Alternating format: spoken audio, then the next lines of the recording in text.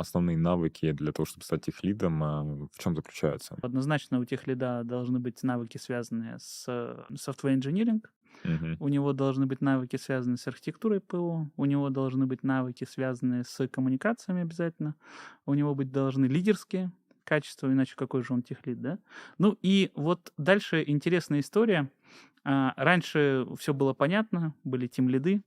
Сейчас часто тимлид называется техлидом, и из-за этого немножко смешалось. Вот, по большому счету, если смотреть на рынок, то, наверное, техлид — это история в том числе и теперь и про менеджерские качества. Мгм. И вот такой вот пяток, набор, вариантов, он техлида и определяет. Понятно, что каждый человек в чем то сильнее, в чем то слабее. Ну, Мгм. как-то и от компании зависит, наверное, где что более важно.